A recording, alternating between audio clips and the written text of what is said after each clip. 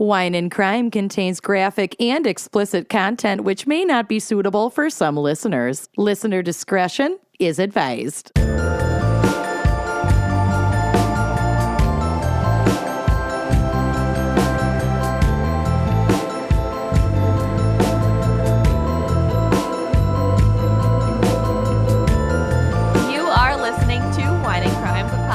Where three friends chug wine, chat true crime, and unleash their worst Minnesotan accents. Mm-hmm. Oh, golly gee. And a lot of other bad accents, too. We run the gamut. Minnesotan accents are like the only accents we can do properly. Correctly. Yeah. Mm-hmm. Doesn't stop us from trying. Sometimes New York. Sometimes like New York grandma. We know. Oh, yeah. Oh, yeah.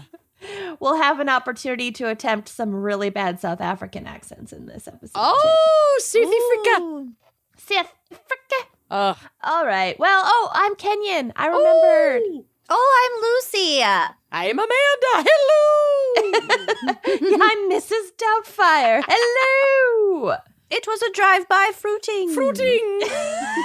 Oh, we need to watch that. Also, everybody should join our Patreon at $5 a month on up so they can see these video episodes because Amanda has a very cute bright orange sweater. I'm so cute today. You are.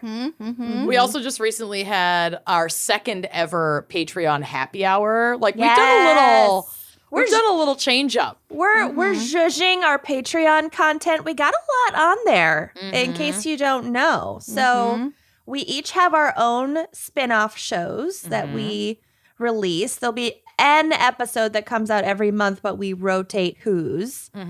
Lucy's is the first spin-off show. Do you want to tell them about Spooky Little Bitch? It's called Spooky Little Bitch. Wow.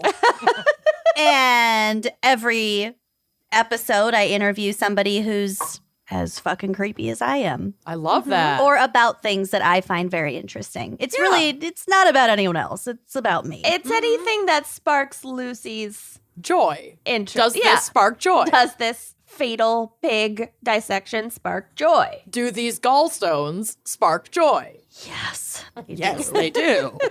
Yeah. And then Amanda's show. I have a show called A Mansplaining, and this is fun. It's kind of interactive. So you could go to our website, wineandcrimepodcast.com, and under that contact tab, I think it is. It's either the contact tab or wherever you find the Patreon stuff. I'm clearly really good at this.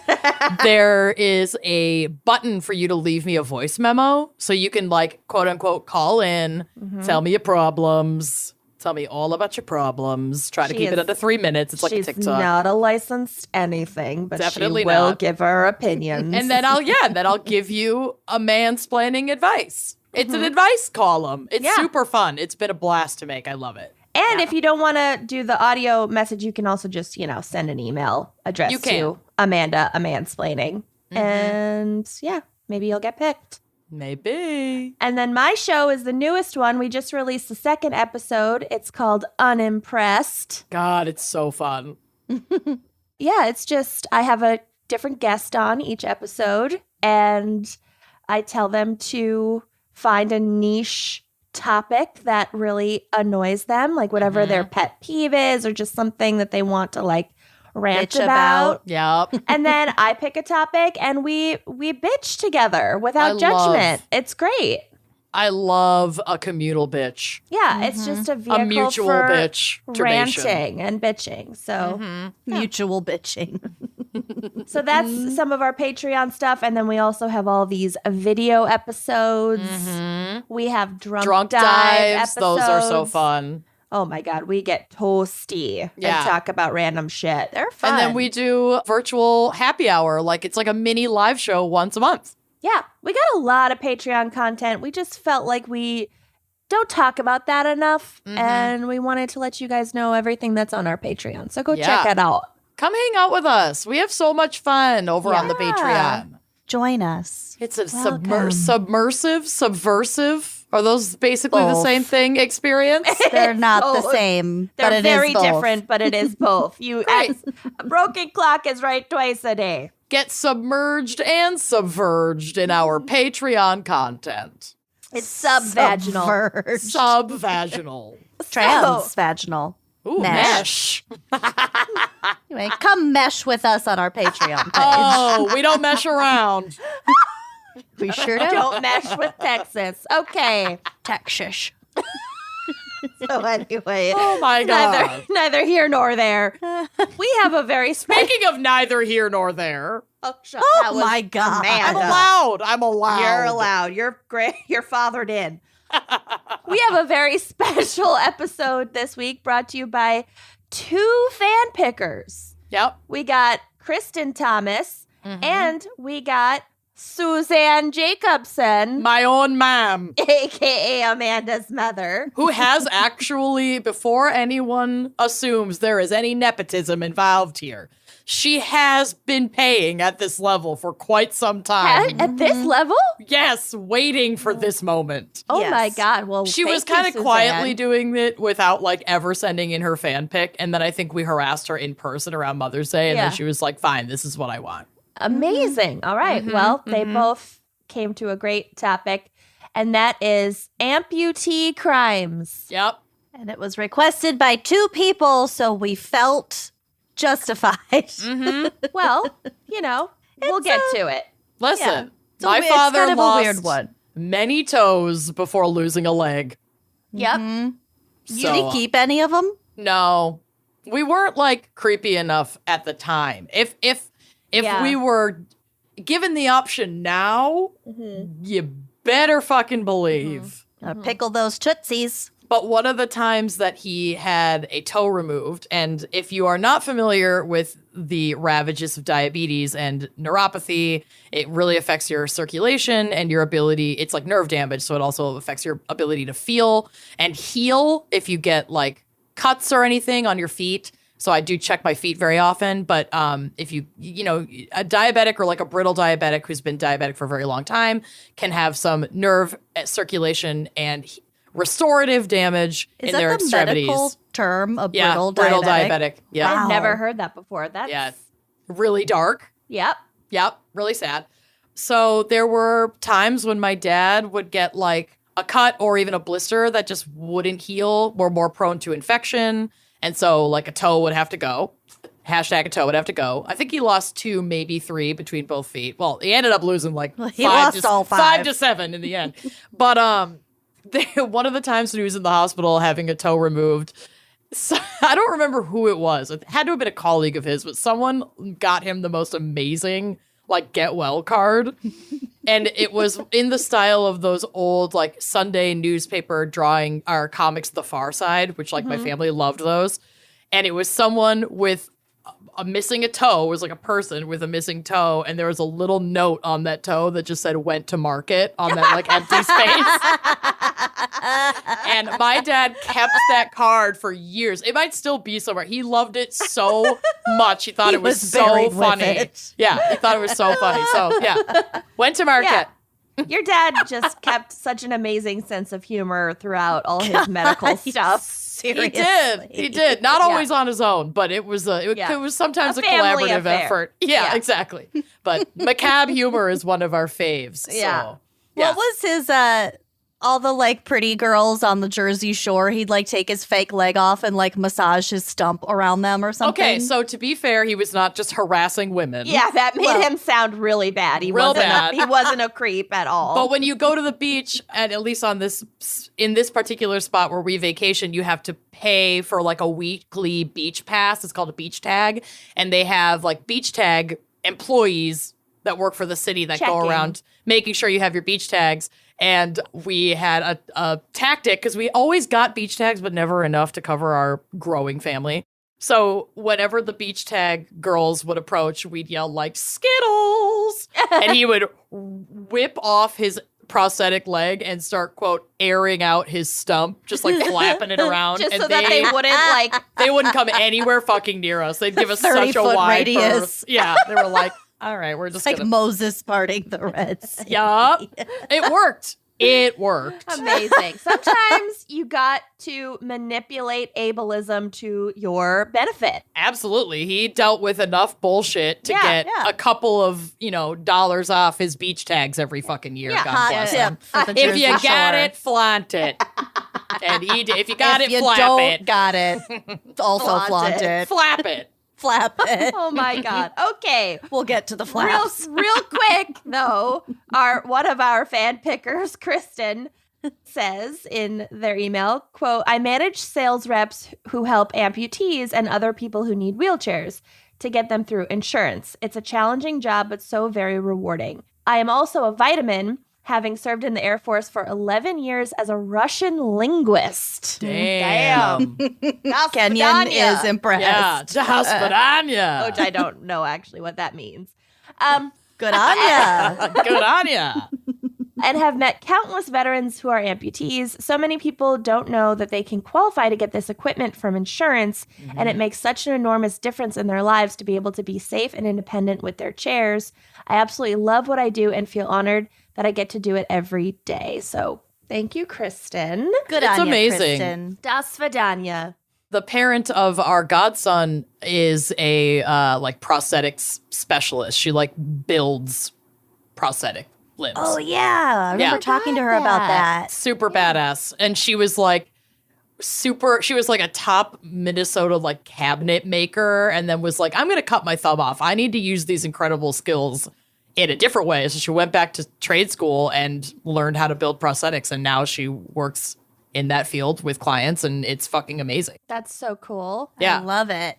I love it. I love it. It's such a cool skill set, and yeah, it's literally life-changing for so many people. Yeah. To have access to that kind of prosthetic technology. And it's come such a long way. It's just it feels like incredible. It's just grown leaps and bounds. It's just in our lifetimes. Absolutely. Absolutely. So cool. All right. Well, let's get to the wine crime pairing and then we can keep chatting. Yeah, we had a pairing recommendation from one of our fan pickers, Kristen, and I want to first defend myself because I did look and let me start defensively in a true white lady fashion. First of all, I tried. I did. Listen, I looked I got up. a lot going on, okay? I got a lot going on. I'm very stressed. I'm under a lot of stress. Tom rolled his car 3 times.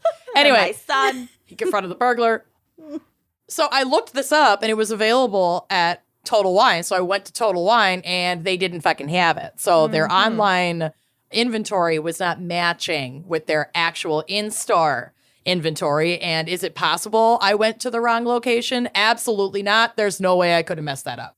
So I am not specifically drinking this today, but this is the official pairing, and I'll just kind of show you what I'm actually drinking. But this was recommended. It's called the Three-Legged Red.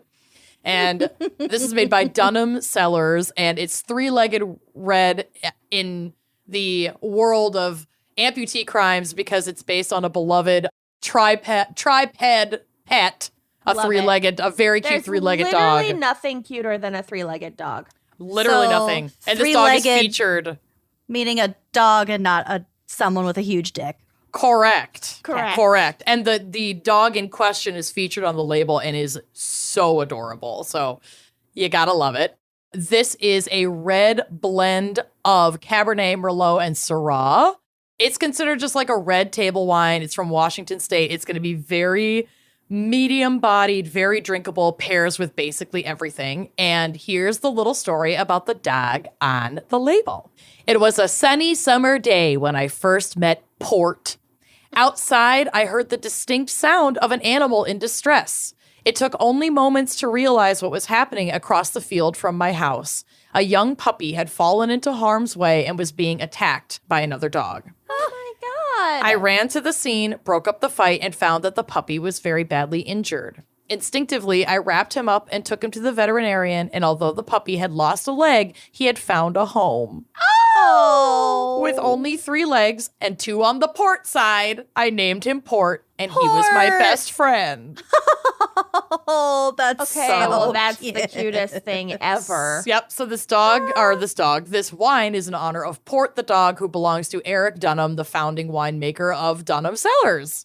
Love it. And that's so fun. Great pairing. Good on you, Kristen. Yeah. That's good on ya. But I don't have this in my possession because life is hard. So I have a bottle that a friend gave me. It's called Dead Stars and Black Holes Pinot Grigio. Wow. And it's actually Uplifting. chilled. That's beautiful. I know. Beautiful It's bottle. such a gorgeous label. I love it. So thank you to my friend Erin Hurley. I am drinking your classic Oyster Bay Sauvignon Blanc. Oh, grocery I love an Old Bay. grocery one. store special. You might Listen. say it's my crutch. Oyster Bay is legit. That's a good like $6 bottle for when you just need something. It's a good one. Mm-hmm. And I'm drinking water because it's still January. I also have water. I got Noble both. of you. And I have my Sucks.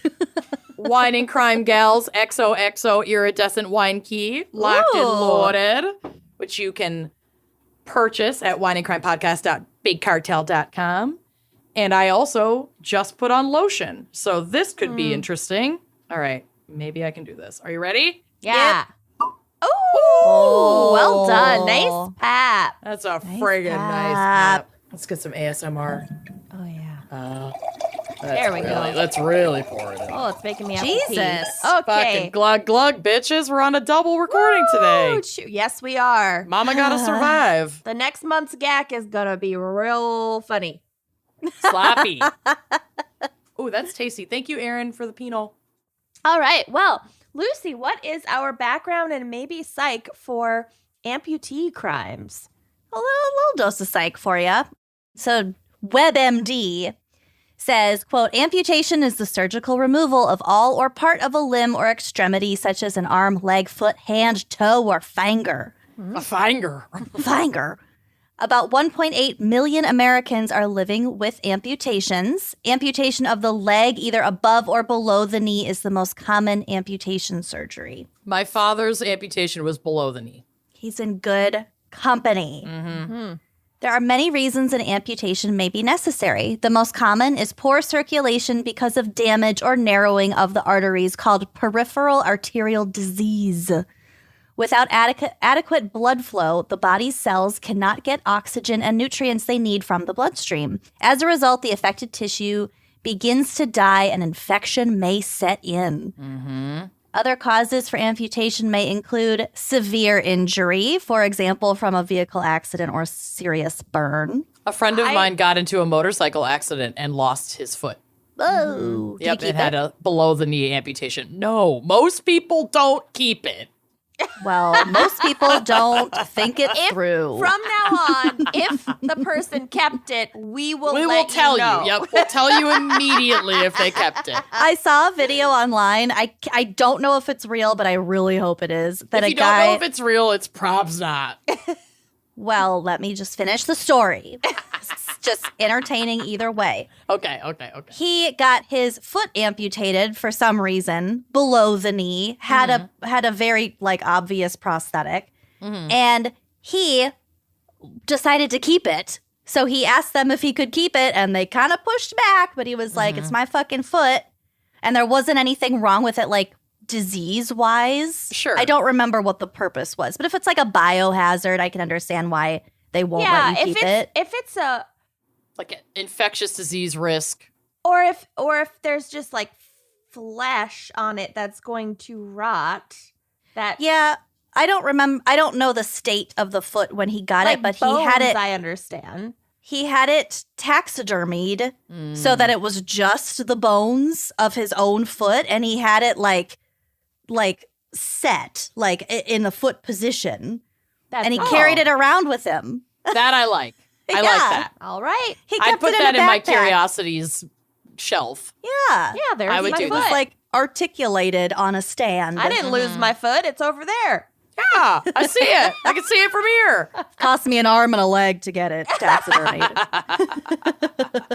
So stupid. One of my uncles lost the tip of one finger because he's been a carpenter his whole life, whatever, and lost it in an accident, but he did not get to keep it.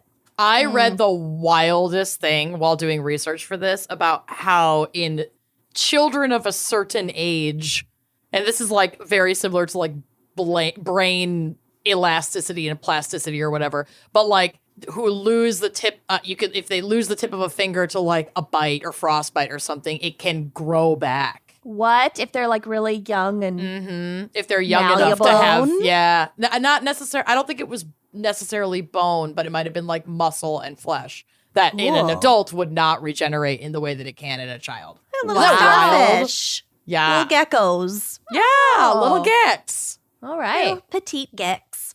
So Okay. wild. One last amputation anecdote. Friend of mine, shout out Joran. I'm confident he doesn't listen to this. He is an incredible musician, and one night a while ago they were playing a show and he was carrying his big amp outside to the van or whatever. And it was in the middle of winter and it was very icy and he slipped and the amp fell and landed just on his fingertip and it like blew off. Yeah. Oh, So he went back in the bar and his hand is like bleeding Covered in blood. profusely. And he's like, can I get some ice? So they poured a big pitcher with ice water and he just sat with his hand in it.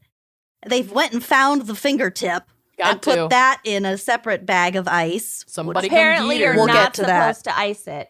Yes, you are, and we'll get to it. Oh. Stuck it in the ice water and then went to the hospital and he had to have his hand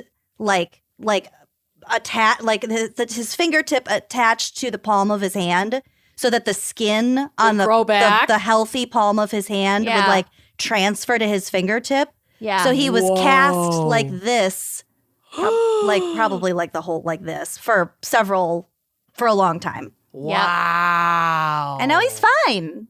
good for him. Yeah. It's amazing what is possible. Science, y'all. Let me And tell imagine you. all the trial and error For real. in history about all this shit too. Well, I feel like amputation was one of the was probably Early. like the first surgery. Oh, I'm talking about like this kind of a thing. Oh, like the right. grafts, and stuff, attaching like your the- fingertips to your palm and like hoping Yeah. for the best. Hey, it works. Cool. Some of Very the cool. skin grafts material that was used for wound care on my dad was like literally baby foreskin because it's so nutrient rich and the regenerative. stem cells. Mm-hmm. Yeah. Isn't that They wild? put it in like facial cream. Mm-hmm. Okay. I so- love this episode already so It's much. a good one, and gonna my be a notes long are real one. long. She's a good one. Okay, so causes for amputation: severe injury, cancerous tumor in the bone or muscle of the limb, serious infection that does not get better with antibiotics or other treatment, or thickening of nerve tissue, which is called a neuroma, or frostbite. So would we consider like a mastectomy? That counts, right? As Even like an though it's- amputation? Yeah. Your breast isn't a limb. It's not a I limb. think It's not an amputation is specific extremity. to limbs, yeah. Extremity. Yeah, I guess, but I feel like I would count it. I mean, it's still an incredibly traumatic and invasive surgery. It's Right. just not medically It's called not an technically amputation. an amputation. Yeah, it just has Okay. different, has its own name. Yeah. Mastectomy would be the Yep. name. There are lots of variables when it comes to amputation. A lot depends on the circumstances surrounding the amputation, like whether it was a planned procedure at a hospital or whether you had to saw off your own arm with a pocket knife because a boulder fell on it 127 hours ago, which That we'll movie get is to. wild. I would never be able to do that. I'd I just mean, I die. feel like most of us would never be able to do that. Fuck that's no. that's an above and beyond. First of all, I'd never survival be able to instinct. go like bouldering. It's called canyoneering, and we'll get to it. Oh my god. Okay, sorry. Well, Canyon ain't hearing actually, that. Yeah. Typically, an amputation requires 5 to 14 days or more in the hospital, depending on like complications and whatever. Amputation may be done under general anesthesia, so the patient is totally asleep, or with a spinal anesthesia, which just numbs the body from the waist down. Nope. I want to be asleep. Is I that don't what want to an know. epidural is? That's an Yes. epidural. Okay. Mm-hmm. Or with nothing. Or Not- with just a strap of leather Oh, between your teeth. and a strong bite. Right. Back yeah, in the day. stick to bite on. Well, When performing an amputation in a hospital setting, the surgeon removes all damaged tissue while leaving as much healthy tissue as possible. A doctor may use several methods to determine where to cut and how much tissue to remove. So these include checking for a pulse close to where the surgeon is planning to cut, comparing skin temperatures of the affected limb with those of a healthy limb, looking for areas of reddened skin, or checking to see if the skin near the site where the surgeon is planning to cut is still sensitive to the touch. Okay, That all wouldn't makes be sense. ideal. Yeah, they don't want to get rid of the good stuff. Yeah, they're like, is Right. blood still flowing here? Can you still feel it? Great, we'll keep it. During the procedure itself, the surgeon will remove the diseased tissue and any crushed bone, smooth uneven areas of bone, seal off blood vessels and nerves. This was my favorite part. And cut and shape the muscles so that the stump or the end of the limb will be able to have an artificial limb or prosthesis attached to it. That Yeah. also makes There's sense. It has to be able to withstand that kind of pressure. We need to come up with a different word for Stump. I'm It's- sorry. It's the word, man. Stump is It's- the word. It's I the place. know. It's the motion. I I know. love it. Stump is the way we are feeling. I have try a to think of problem one, with but I'm the just word. stumped. I don't have a problem with the fact. Oh, right. You know, I mean, Did you hear my that's a body. That's great. You know, whatever. But the word stump. It's a little rough. No one heard my joke. What did No. you say? I said I'm trying to come up with another word, but I'm But stumped. I'm stumped. Okay, there it is. Okay, this is crazy. And obviously, I'm going to have a million fucking anecdotes in this episode, so just deal with it. So it was a long process of getting to the point where my father's foot was amputated. He'd fallen on the driveway, like getting the newspaper in the winter. And again, brittle diabetic, he didn't feel how that he had actually like broken his ankle. He thought he like twisted it or whatever. Oh, And then he walked around on it A lot. without realizing the damage that was happening there. But they tried for the better part of, I want to say a year, maybe more, to save it. Because obviously they're not just going to lob it off willy-nilly. But on one, he was developing a wound from like the boot that they put him in to try and correct the ankle. And that's really common. You can develop wounds from a prosthesis that doesn't fit properly. Right. Like these are all things you have to be really careful about and get them refit. But before he had the foot removed, he was at the doctor's office for an appointment. And my mother was there because he couldn't drive at this point. And she remembers they like removed the boot to check the wound, and like a piece of bone just fell out of the wound and onto the like carpet in the doctor's office. And the doctor was like, "Yep, it's time." did he keep it? No, Fucking God damn it, Lachelle. yeah. So it's like, when do you know? That's when they knew. That is when they knew it was time. Was it his right leg?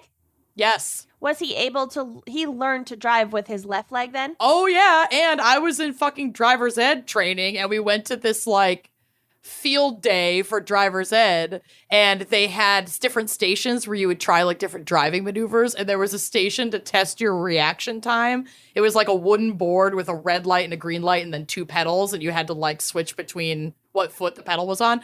And this fucking guy with his prosthetic leg like wasted me at the reaction time fucking test, and then never let me live it down. He held that over me until the day he died.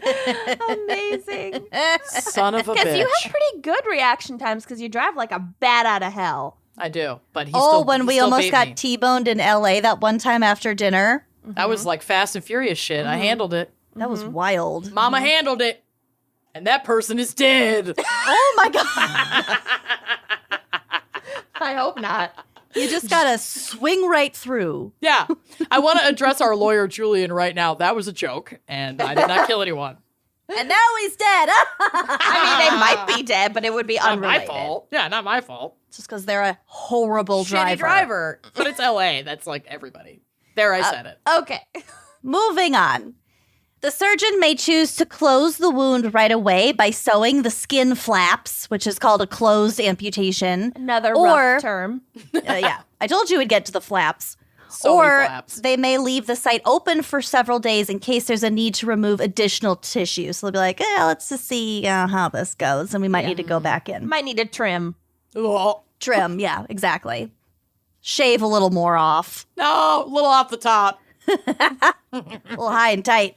She's a little long in the flap. Yuck. We need to clip that flap a little bit. Okay. Clip the stump. That flap. It's really the language that I have the problem with. That's fair. It's rough stuff. It's really bad. Whew. The surgical team then places a sterile dressing on the wound and may place a stocking over the stump to hold drainage tubes or bandages. The doctor may place the limb in traction, which is a device that holds it in a specific position, or they may use a splint. This is my only bit of psychology. Often amputees will feel something called phantom pain, which is pain that feels like it's coming from a body part that's no longer there.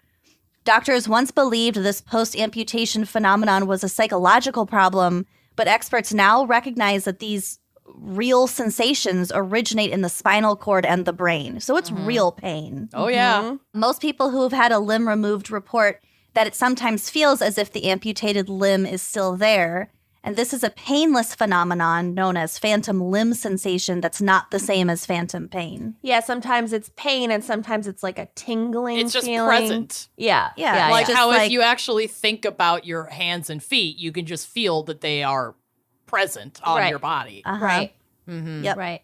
So here are some tips if you happen to witness a traumatic amputation, because it's not likely, but if you do, It could happen to anyone. things you should know. I was listening to just randomly, I kind of forgot that we were recording this episode today, and just randomly earlier today I was listening to This Is Actually Happening podcast episode, and it was about a guy who he was hunting and a gun discharged and shot him like in the leg, and he almost bled to death because they were in the middle of nowhere hunting. And then ended up having to have a leg amputated and whatever. And it's, it can just happen. Happens in the wild. It happens to people all the time. Every the day. human body is fragile and brittle to some. We've been over all of my fears. Anyway, moving on. Well, always What do we happy do? to provide you with more. Thank you. Are you a banana yet? Every day I check. Amanda's new fear is that she's going to wake up as a banana. Yeah, and it's Lucy's fault. And I don't remember what episode she scared me with that. Probably a gack or something, but just, I don't know. Let me know. Or don't. We I were don't talking know. about the human DNA and how we're like 1% away from a banana. That's right. That's where my fear came from. Thanks for the reminder.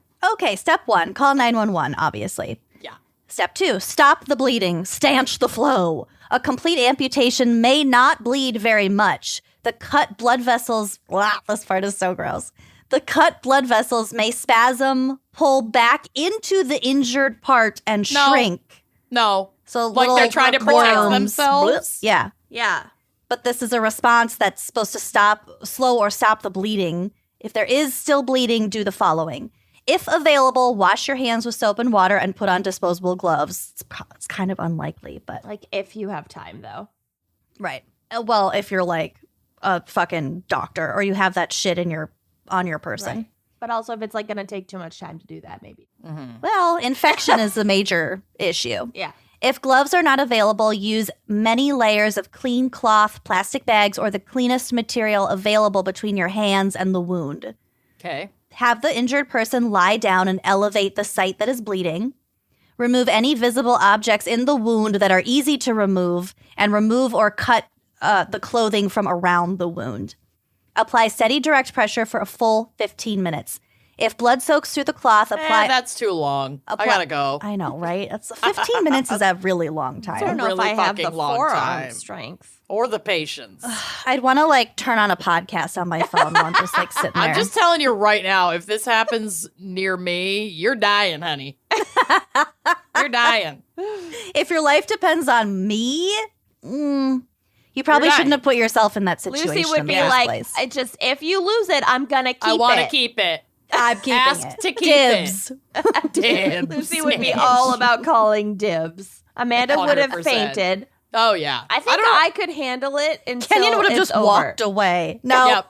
No. Just like when that one time we went to the ocean together, she dipped in one toe. Not even. He didn't even touch the water. You I saw the don't waves. like and you're the just like, ocean. no. No. I'm not taking that kind of risk. What risk? I don't like the ocean. I don't like it. Okay. I don't like the ocean. I I don't like it. Okay. It's pretty, but I don't want to be in it. Okay. back to what to do if you witness a traumatic amputation. Okay. If the blood soaks through the cloth, apply another one without lifting the first one. So just keep stacking it. Okay. If there is an object in the wound, apply pressure around the object, not directly over it, obviously.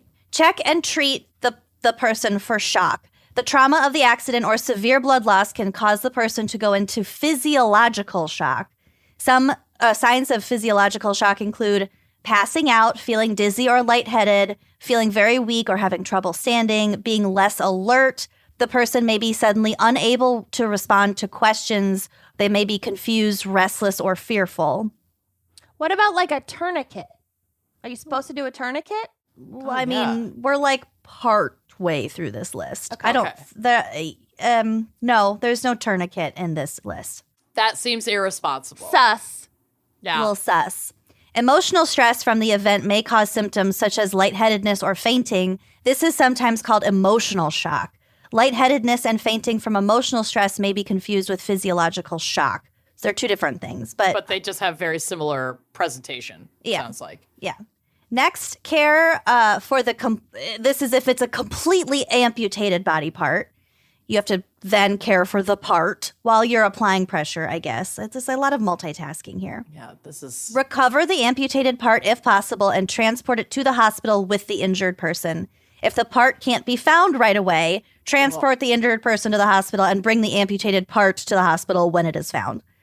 Gently rinse off the dirt and debris with clean water if possible. Do not scrub it.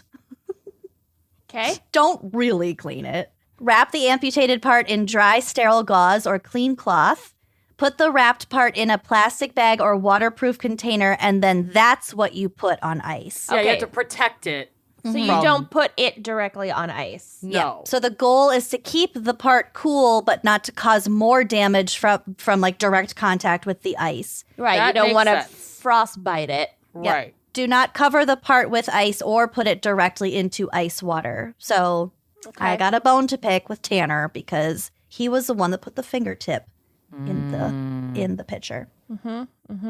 So if it's partially amputated, then there you can care for the partially amputated body part too. So you elevate the injured area, you wrap or cover the area with sterile dressing, apply the pressure, blah, blah, blah.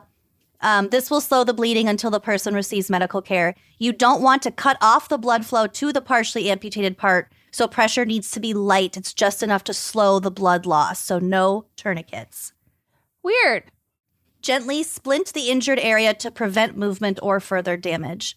You know, where tourniquets come into play is when you want to stop the blood flow, so that would be like if you're preparing to amputate. I think maybe it depends on like the severity. Like if it's like Yeah. really fucking bad and that limb is not coming back and they're bleeding a lot, then maybe, the tourniquet is to just stop the blood flow and it's not about the limb anymore. It's about like saving the person's life from like bleeding out. Well, that would be the direct 15 minutes of pressure too. So it's a kind of a either or. I don't know. Doctors, email us about the tourniquet. I actually do want to know. I wouldn't use a tourniquet all willy-nilly if you weren't confident that what you were doing was necessary. Anyway. I hate this.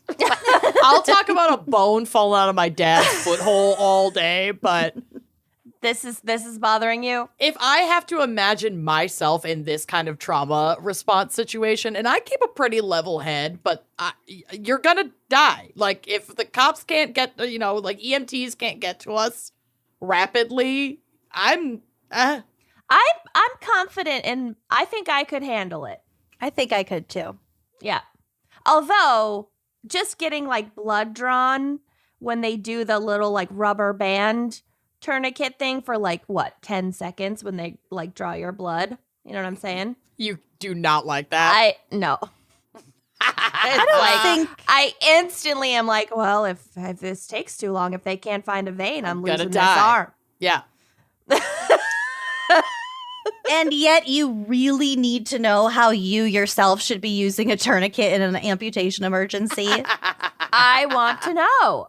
So that you don't accidentally lob somebody's arm off with a too tight tourniquet. I don't know. A I triple just want to T. be prepared, okay? Love it. Okay, well, this might ease Amanda's concerns here. According to the Greater Sydney Area Helicopter Emergency Medical Service, so this is an Australian emergency response website, Okay. there are only a few rare occasions when you yourself might need to amputate a limb. Oh, thank God. Okay, I don't think I'd be able to do that. One is when there is immediate risk to the patient's life due to a scene safety emergency, such as a major ongoing disaster with no hope of rescue. Okay. Saw.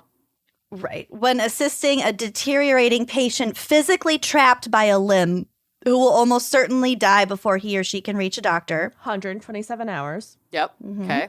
When dealing with a completely mutilated limb that obviously cannot be saved and which is delaying evacuation or rescue, i.e., when the limb cannot be reattached and may prevent you from saving the patient's life, or when you must remove a limb from a dead body since that body is blocking access to other live casualties. The fact that that had to be added to this list is like a story and a half in and of Right? itself. Like, Yeah. What happened? happened? It's To Australia. the Greater Sydney Area Helicopter Emergency Medical Service I that don't they know. had to add that to the list. Who hurt you? Huntsman spider Yeah, implosion. fucking exactly. Oh, Oh my God. And sometimes, if there's like a dead body blocking access to the other people on death's you might door. need to cut them up. I don't know.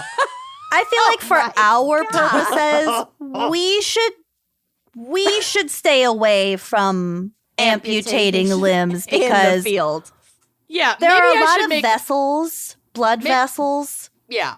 Maybe I should make myself clear. I feel like if I witnessed or came upon an accident Right. wherein an amputation occurred, Right. and I was the only person around and I had to like whip off, my shirt or whatever and apply it to a wound and call 911, I can do that.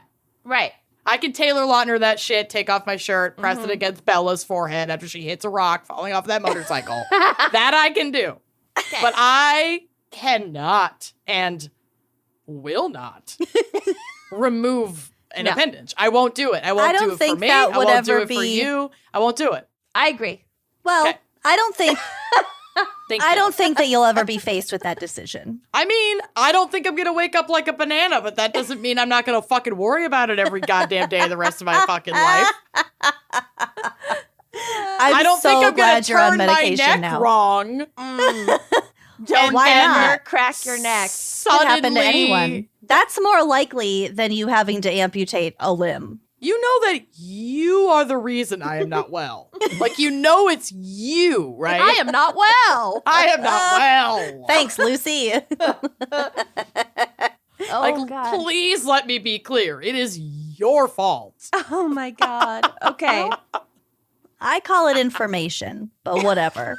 I'm arming you with information. I'm giving you your best chance of I am survival. arming you with information. No! I'm giving you a leg up here. Oh my God. Okay. So we've referenced 127 hours, and I would like to go through that story with you now because it is incredible. And I saw him on David Letterman forever ago, and I just love this story so much. Okay. And not endorsing James Franco because apparently he's like a pervert. Oh yeah, he's Racist. trash. He's trash. He's total trash. So it's called 127 Hours. It was based on an incident that happened to an outdoorsman named Aaron Ralston on April 26, 2003. He was canyoneering, it's a word, alone, bad idea, through Blue John Canyon in Utah, and it's near Horseshoe Canyon, which you've definitely I've been seen there. as a screensaver. Yeah. Okay. Beautiful. So here's the story from Wikipedia. While he was descending the lower stretches of the Slot Canyon, a suspended boulder... Sorry. Descending into the slot. Descending into the lower stretches of the Slot Canyon. My slot. What was he wearing? He asked for it, really. Was he a dolphin? His vaginal slot. Yuck. He slipped on the slot. Well, A suspended boulder dislodged while he was climbing down from it. The boulder first smashed his left hand, and then it crushed his right hand against the canyon wall. I do have a photo on the drive, which will be on the blog, kind of showing the positioning of how he was stuck Ralston had not informed anyone of his hiking plans. Another bad idea. I'm not blaming the victim. That. No, but don't do that. That's just, don't fucking do that. Always tell somebody where you're going to be. I don't care if it's the grocery store. Turn on location sharing with your friends and family. Yeah. Just fucking do it. Nor did he have any way to call for help. So he didn't have a phone or a walkie-talkie or like an emergency thingy-majig. Honey, if you are like an experienced canyoneer, what are you fucking doing? I mean, maybe he thought it would just be like a casual hike for the most part, but still. Doesn't matter. Casual hike, I mean. You could get rattlesnaked. Seriously. I mean, he clearly learned his lesson and we'll get to it. We're not, We're just for others, for future information. I'm sorry, I'm victim blaming. I'm doing it. All I'm right. blatantly doing it. This is nuts. Okay, so he's pinned to the wall by his right hand and like wrist. Assuming that he would die without intervention, he spent 5 days slowly sipping his small amount of remaining water, which was approximately 12 fluid ounces. Oh my God, that sustained him over all those days? Yeah, it's not a lot of water. No, it's not. And slowly eating his small amount of food, which was 2 burritos, while repeatedly trying to extricate his arm. His efforts were futile, and as he was unable to free his arm from the 800-pound stone. Yeah, honey, nope. God. Okay. Not happening. All right. After 3 days of trying to lift and break the boulder, the dehydrated and delirious Ralston prepared to amputate his trapped arm at a point on the mid-forearm in order to escape. So your mid-forearm, there's a lot of tendons. Yeah. It's a really tough part of your body. Oh, God. Okay. Oof. After having experimented with tourniquets, Kenyon, and having made exploratory superficial cuts to his forearm, he realized on the 4th day that in order to free his arm, he would have to cut through the bones in it, but the tools available to him were insufficient to do so. Yeah. After running out of food and water on the 5th day, Ralston decided to drink his own urine. He carved his name, date of birth, and presumed date of death into the sandstone canyon wall. Oh, that's so sad. And videotaped his last goodbyes to his family. He did not expect to survive the night, but as he attempted to stay warm, he began hallucinating and had a vision of himself playing with a future child while missing a part of his right arm. Oh my God. That's incredible. Oh my God, I just got chills. I didn't know. I know, I got chills. I mean, I knew like the general story because I've seen the movie, but I did not know. Yeah, I didn't either. He was ready to like give it up. Yeah. Ralston credited this as giving him the belief that he would live. Wow. After waking at dawn the following day, he discovered that his arm had begun to decompose due to lack of circulation. It's going to get weaker. He could cut it. And he became desperate to tear it off. So that actually, the fact that he waited this long saved his life also. Right, Ralston, because, oh, wow, that's amazing. Ralston then had an epiphany that he could break his radius and ulna bones using torque against his trapped arm. So he could just kind of, Oh. He did that. Then he amputated his forearm with his multi-tool using the dull 2-inch knife and then also using the pliers to rip the tougher tendons. Nope. The painful process. He could feel all of this, or he could feel some of it. Oh, yeah. He was probably pretty numbed, I would imagine, Right. being, and like fucking delirious. But And I'm it's dying. certain. Yeah. Well, I'm sure he I'm could certain he fucking felt feel plenty of enough pain. of it. Plus, Right. psychologically, just ripping through your own arm, like the physical pain is probably not even the worst part of it. Okay, the painful process took an hour, during which time he used tubing from his camelback as a tourniquet, taking care to leave major arteries until last. The manufacturer of the multi-tool was never named, but Ralston said, quote, "It wasn't a Leatherman, but it was what you'd get if you bought a $15 flashlight and you got a free multi-use tool with it." Wow. So not even a good multi-use Oh, tool. no, not a good one. Fucking saved his life, though. And this is like the wildest part. After freeing himself, Ralston climbed out of the slot canyon in which he had been trapped, rappelled down a 65-foot sheer wall, then hiked out of the canyon all without the half of his right arm. This is like that young woman that I covered a while ago who Yes, who Mary had, something.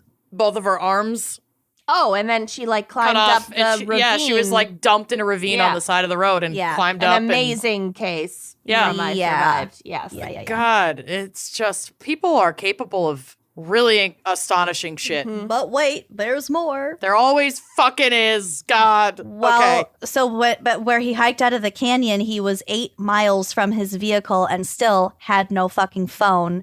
However, after a mere 6 miles of hiking, he encountered a family on vacation from the Netherlands. Can you imagine out camping and this approaches They're you? just really tall and friendly. Oh, yeah. Eric and Monique Mayer and their son Andy, who gave him food and water and hurried to alert the authorities. Ralston had feared he would bleed to death. At this point, he had lost 40 pounds, including 25% of his blood volume.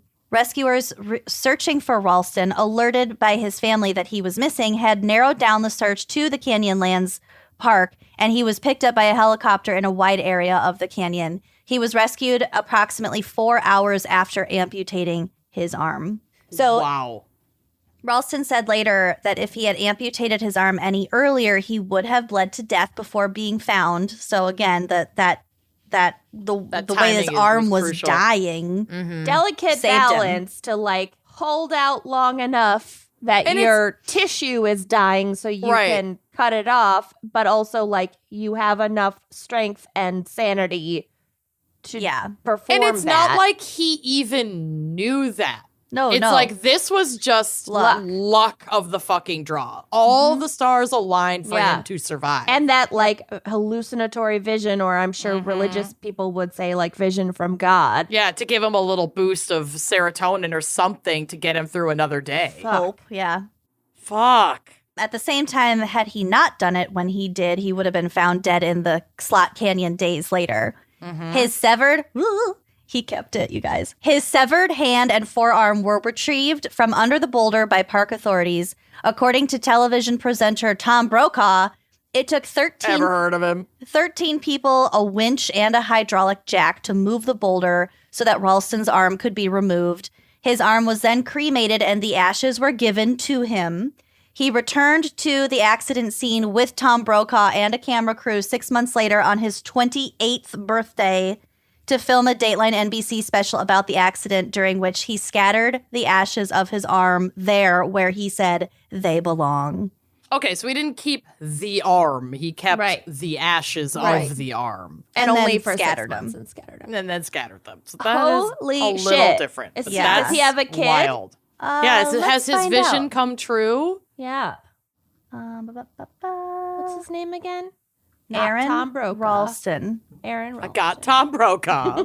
Oh, well, he's maybe a domestic abuser, too. Oh, Okay. no. Oh, God damn it. Can't anybody be decent? I know. They the do. He fuck? does have a daughter. Okay. Well, great. I'm going to skip over that part. But yes, he has a daughter.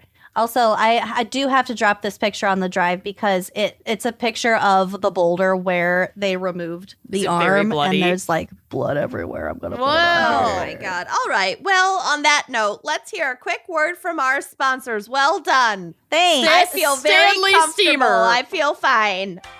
What if I told you that you could get important fertility insight without going to the doctor or even leaving home? I love not leaving home. It's my favorite thing. Yeah, and that is why Modern Fertility was created. It's an easy and affordable way to test your fertility hormones at home with a simple finger prick. Could not be easier, people. You mail that in with a prepaid label and you'll get your personalized results within 10 days. It's shockingly quick. So you'll get insight into your hormone levels, your ovarian reserve, so like how many eggs you have compared with other people with ovaries your age. Other important fertility factors. There's so much information in these reports. It is so cool. So the results go really deep into what every hormone means, and you can also talk one-on-one with a fertility nurse to review your results and just talk about your options for next steps. Traditional testing with your doctor can cost over $1,000. Who has that? Not me. Yeah. But Modern Fertility gets you the same information at $159, so a fraction of the price. And if you go to modernfertility.com nativediodorant.com/gals, you can get $20 off your test, so $139. Get out of town. You can also pay for that with an HSA or FSA, which I love. So if you want kids today or maybe just one day in the future, clinically sound information about your bod can help you make the decision that is right for you. Absolutely. And right now, Modern Fertility is offering our listeners $20 off the test when you go to modernfertility.com/gals. Like Lucy said, that means your test will cost $139 instead of the hundreds or thousands it could cost at a doctor's office. So get $20 off your fertility test when you go to modernfertility.com/gals. One more time, that's modernfertility.com/gals. And treat your knowledge. Treat it. When it comes to personal hygiene, who honestly has the time to read that huge list of ingredients on the back of the bottle? I can't even pronounce most of these ingredients. Yep. Nope. So can't. if you're like us and care about what goes on your body, then try Native personal care products. Every Native product is thoughtfully formulated to keep you feeling and smelling fresh all day long. Oh my gosh, the smells, the delicious, beautiful smells. If you have not tried Native deodorant, here's what you need to know. It is aluminum free. It offers 24-hour odor protection. It is vegan and cruelty free. It is made with naturally derived ingredients that you can pronounce. And you can choose from over 10 scents. So don't sweat making that switch from antiperspirant to a deodorant. I was very, very nervous about this. I'm a sweaty Betty. I can't ever go back. I can't. I'm never going back. And with over 15,000 five-star reviews, Native will keep you feeling fresh all day long. And for me, I sweat a lot at night. So because this is not an antiperspirant and it's all natural, baby, I can just put on a little bit before I go to bed, and then I don't feel like I'm waking up stinking like a lady who's been sleeping in a pool of sweat all night. You know what I mean? And this year, Native has something sweet in store for their customers with their new collaboration with Tiny Cupcake Bakery, Baked by Melissa. Oh, we love Baked by Melissa. That Melissa. I do too. And this is a limited edition collection that's made up of fragrances like tie-dye vanilla cupcake. Oh, yeah. Yum. That are inspired by a signature cupcake for an indulgence in the shower and beyond. Seriously, your bathroom will smell like a bakery when you're done showering. It's next level. It's unbelievable. And the Native and Baked by Melissa collection is made up of 4 scents. It is available in deodorant, body wash, and shampoo and conditioner, so you can treat all the parts. Their body wash is so luxurious. I love it. It really is. So smell and feel fresh all day long with Native. Get 20% off your first order by going to nativedeo.com/winecrime20 or use promo code winecrime20 at checkout. That's nativedeo.com/winecrime20 or use promo code winecrime20 at checkout for 20% off your first order and treat your smells. Treat them. Are we ready for my case? No. I mean, yes, it's but pretty no. well known. Lachelle, put your phone down. I'm listening. Yes, I'm ready. We can see you. This is video. Yeah. Put it down. Oh my God, Mrs. Lang. Oh. All right. What are you doing? Are you ready. playing Animal Crossing? Are you telling That's Corey what not to make on for a dinner? phone. It can't be You on can a play phone. Animal Crossing on a phone. Oh Well, my you God. can, but it's not the full game. Okay, Well, get on it's with not it. a phone. I'm ready. We're It's ready not for a your phone case. game. Okay. This was a so fan pick crappy at that. brought to you by fan picker Kristen. Mm-hmm. And you will have definitely heard about it, but it's still important to cover. And we're not going to be able to cover every single part of it because it was a huge story in the news. And we're going to cover as much of it as we can cover. Mm-hmm. Are we going to be missing parts? Oh my God. Okay. So Oscar Leonard Carl Pistorius was born on Oh God, this guy. November 22nd, 1986 in Johannesburg, South Africa. Ever heard of it? Weird. His family was Afrikaner with some Italian ancestry. That means that they were descended from white Dutch people that lived in South Africa for a very long time. Yeah. And they speak Afrikaans.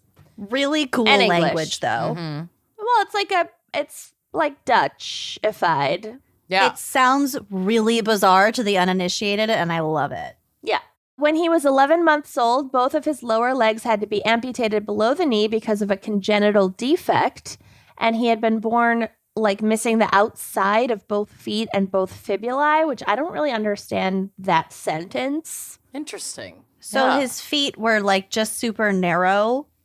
Missing the outside bones of the feet. I don't know. I don't know the answer, but there was something. We are doctors. Fibulae. That caused the when he was a baby, they were like, okay, this makes sense to amputate both lower legs below the knee. Okay.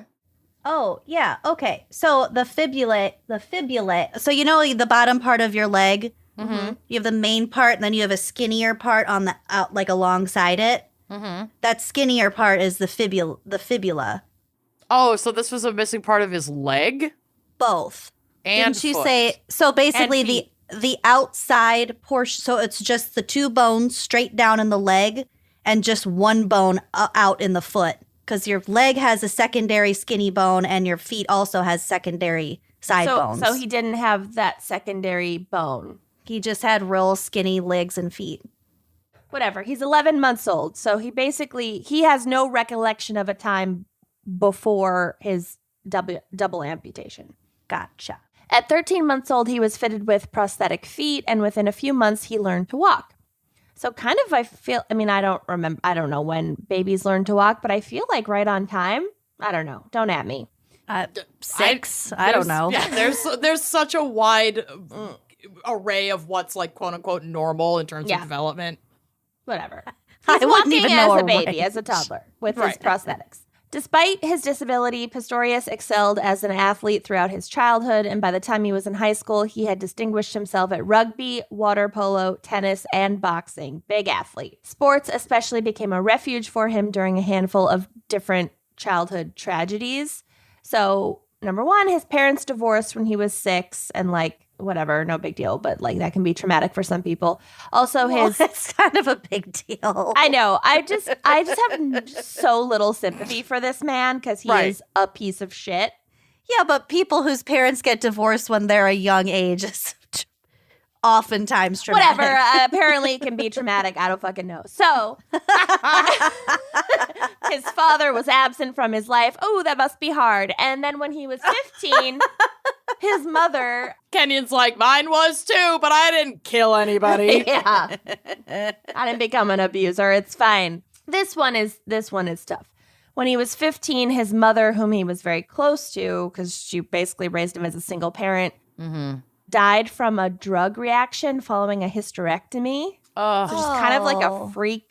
Yeah. Right. Unexpected. For what should be a pretty common procedure. And My mom had a hysterectomy when I was 12. You know, It's a standard thing. Yeah. What year was that? Was that in modern times? Well, think about how old we were when we were 14. Yeah, so early 2000s. Yeah. Okay. How old we were when we were 14. Got it. What year it was. Yeah. I followed it. I know. It's fine. So in 2003, after suffering a knee injury that forced him to quit rugby, the fact that he could play rugby with prosthetics is pretty amazing because rugby is just such a physical and violent sport. But anyway, Probably helped that he had prosthetics since he was walking he at all. doesn't Right. know any other way to get around. But still, rugby's intense. So he discovered running and, quote, never looked back. Run, Forrest. So he was fitted with high-performance racing blades that were called flex foot cheetahs and began finishing sprint races in astonishingly fast times for a double amputee. He competed in both sprint events for below-knee amputees as well as non-disabled sprint events. So he was running in Just any event. Yeah. both. Wasn't there controversy of whether those particular prosthetics More were performance enhancing. We will get to it. Okay. Yes. He kind of got the name, he would later get the name Blade Runner because of the type of prosthetics that he used for running were called racing blades, whatever. After he became a Paralympic champion, Pistorius sought to enter non-disabled international races, but he immediately began encountering obstacles. So in particular, the International Association of Athletic Federations argued that the prosthetics that he used for racing, the blades, which were different from his everyday prosthetics, these were designed for running. Right. Actually gave him an unfair advantage over non-amputee athletes, which I kind of see their point. Right. I do too, because they're made for running. They're made to propel more so than I think A foot would be. And also I don't know this for sure, but I am speculating that they might weigh less than Maybe. a lower leg and foot. Yeah, A maybe leg have some weighs a spring lot. type technology. Right. Yeah. Well, yeah, you're kind of like bionic at that point. Right. I In kind of see their Some point. ways. Yeah. I do. Is that bad? I totally see their point. Yeah. But ultimately, Pistorius overcame these objections and was allowed to compete in these events. So at the 2011 World Championships in athletics, he became the first amputee to win a non-disabled world track medal. Wow. He then qualified for the 2012 Summer Olympics, making him the first double-leg amputee participant and only the 10th athlete in history to compete in both the Paralympic and the Olympic Games. Dang. That's amazing. Yeah. I don't think one's athletic prowess or disability counteracts their shittiness as a human being, Sure. No. but Surely not. one for the record books. Okay. So these achievements skyrocketed him to international fame. He signed several lucrative endorsement deals and was the subject of numerous profiles in major publications. He was a big fucking deal. He was Blade Runner. He was on the cover of magazines. Big fucking deal. He's a hero. Yeah. Well, plus And- the controversy, like everyone had heard of him. Right. There was controversy. He was handsome. It was just everything. So these profiles highlighted not just his athletic abilities, but his intense and often risk-seeking personality. Oh, great. Which risk-seeking can also be a side effect of trauma and PTSD. Totally. There are a lot of vitamins that come back from war who then, go through a period of really high, intense risk-seeking behavior. Could also be a sign of psychopathy. It could also be that. I don't know. More I wine prefer to not get to through ever this. risk anything ever. No.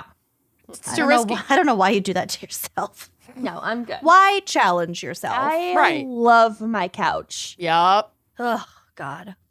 So as one 2011 New York Times profile put it, quote, he liked fast cars and fast motorcycles and fast boats, and he sometimes veered towards recklessness. And fast women. Well, no, don't say And that. fast prosthetics.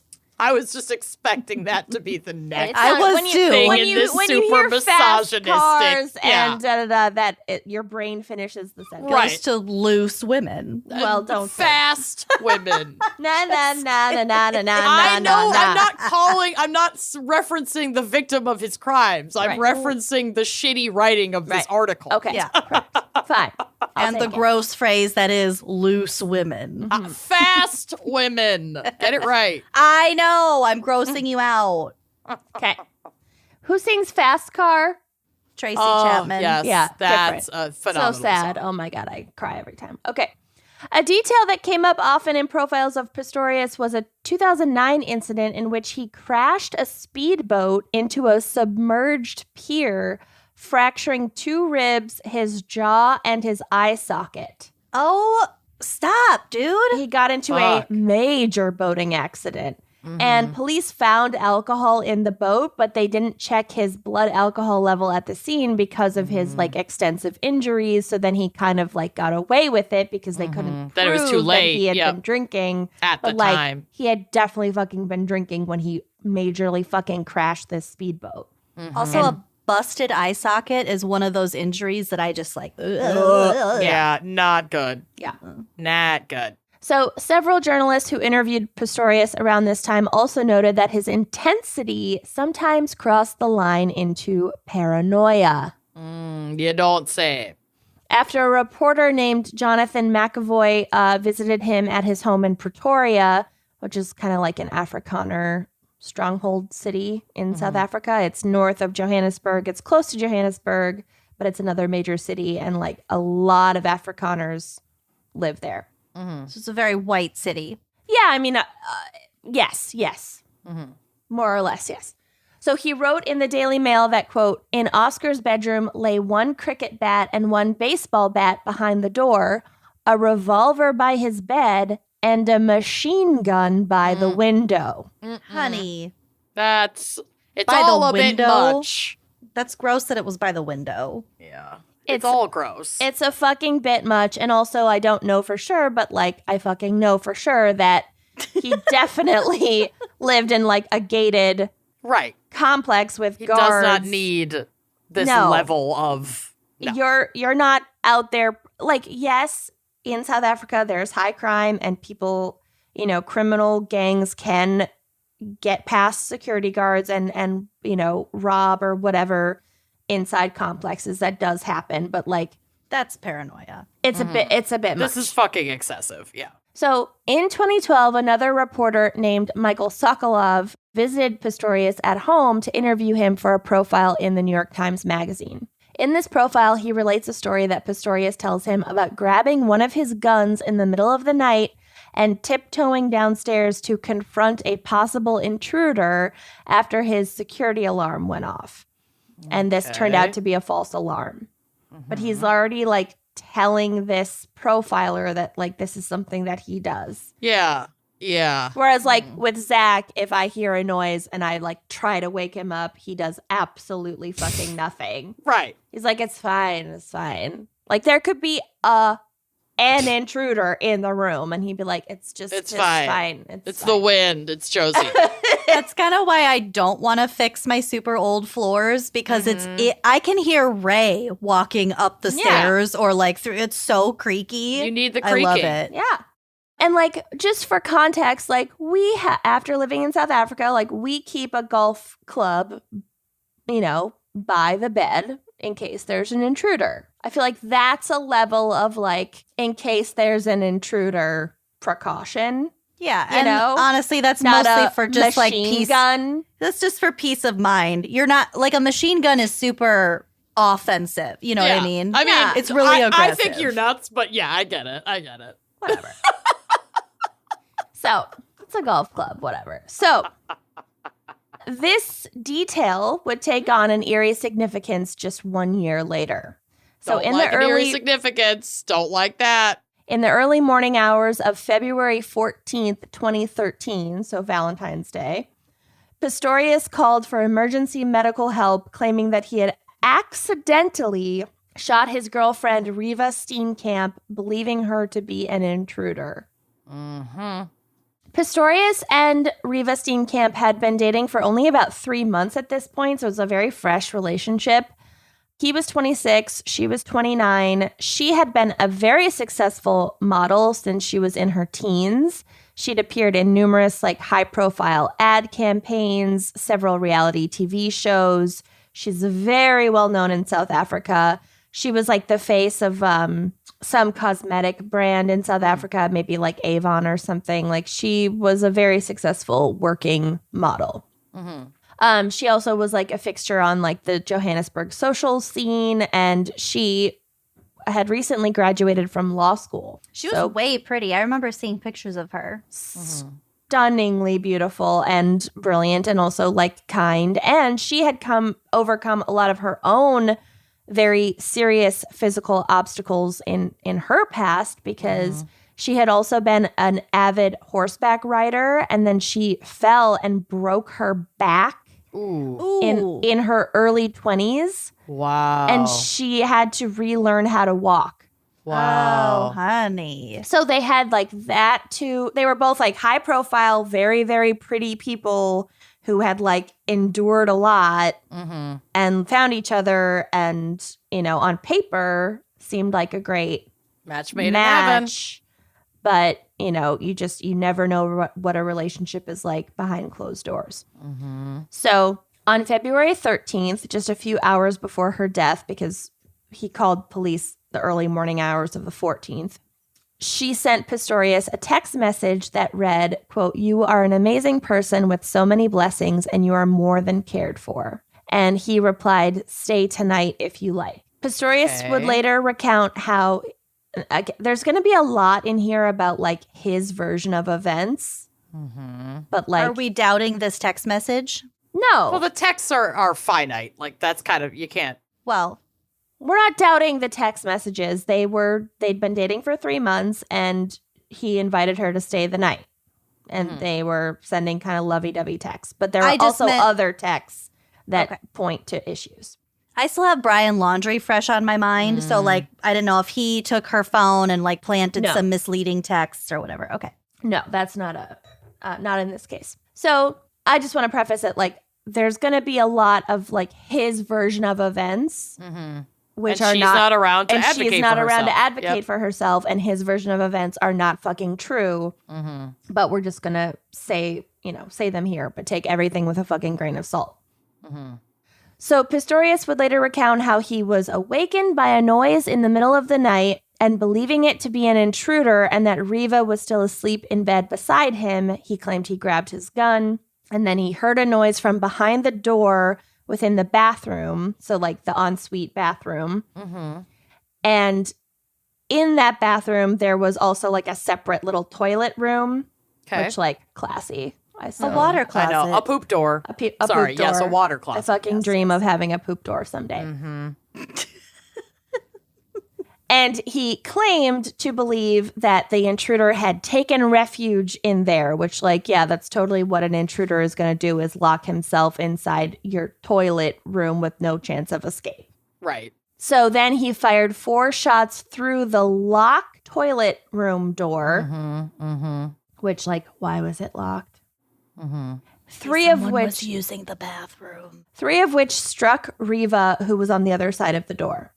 He claims that he then used the cricket bat to break down the door, and then he claims he did this in a panic after realizing that Riva was not in bed and putting it together that she was behind the toilet door, and she was who he had shot at. Okay. So investigators don't fucking believe his story.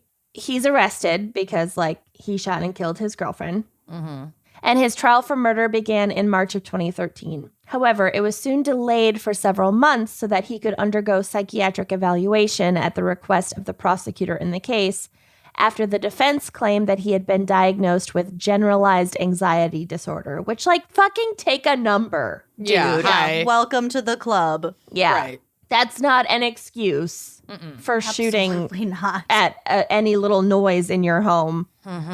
So after the evaluation determined that he could, in fact, be held criminally responsible for his actions, the trial resumed. This is super high profile internationally. It was presided over by a judge named Thokozile Masipa and 2 other assessors who she appointed to help her decide on a verdict. And so in South Africa, there are no jury trials because it was too fraught post-apartheid.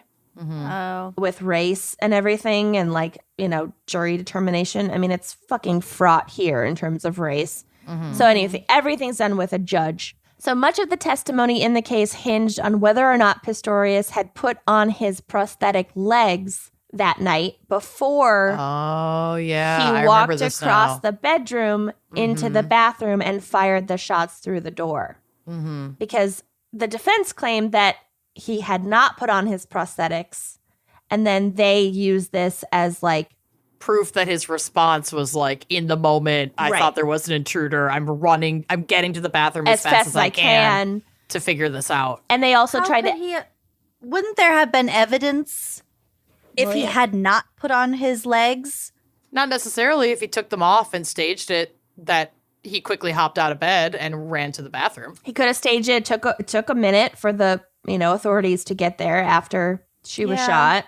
Like angle of the bullet holes would be at a different height. Well, we will get to it. Oh, okay. So the defense is claiming that he didn't put on his prosthetics. It was like heat of the moment, whatever, panic. And then they also like really tried to emphasize his like quote unquote vulnerability by not having his prosthetics on and, like, I assume sort of using his arms to move and crawl across the room. In case, believing that there was an intruder in the house, he would feel, like, vulnerable in that moment. The prosecution, largely based on testimony from the lead detective in the case, a man named Hilton Botha, and, like, we will get to him, argued that the angle of the shots indicated that he had, in fact, taken time to put on his prosthetics, which is, like, it takes a minute. It can, Yeah. yeah. I mean, it depends on, I don't know the style that he had bedside, or, like, and he's also been using prosthetics his whole life. Right. So, like, that's obviously going to come more naturally to him than another person. But yeah, there's going to be an amount of time that will pass. Right. That's different than launching out of bed immediately and running Right. to the scene. Indicating a lack of panic and even premeditation. And also, presumably, he might have noticed during the process of attaching his prosthetic legs that Riva was not in bed beside him. If he was like, oh God, there's an intruder, da-da-da, I gotta put on my legs, gotta grab my gun.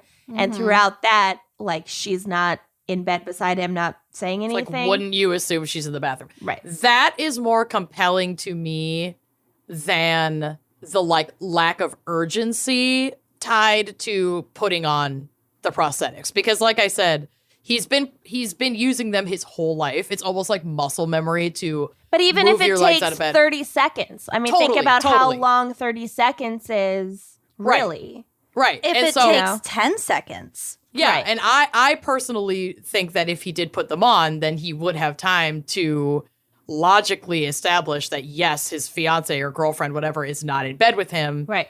And put these pieces together. I am not defending him. I'm Right. just saying that portion of it is more compelling, compelling to me yeah.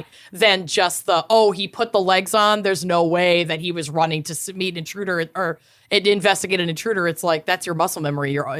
He's putting on his legs. You know what I mean? Oh, yeah. No, I feel like if you think that there's an intruder and you also think that you have enough time to put Right. on your prosthetic legs, You'd then almost you're wanna going to prepare- put them on. Yeah. Exactly. As much as you can to Right. be able to defend yourself against an intruder. So, like, I get that. But all that said, yeah, this guy's guilty. And I think this is, Yeah. I think Yeah. it's bullshit. I mean, But, he yeah. fucking knew that she wasn't in bed beside him. So Right. one of the many dramatic twists in this hugely publicized trial came when it was revealed that Botha, the lead detective, himself was facing charges of attempted murder stemming from a 2011 incident in which he and two other officers allegedly fired their guns at a taxi with 7 passengers inside Oh my in a drunken incident, end quote. Uh, So the lead detective was not great, but that doesn't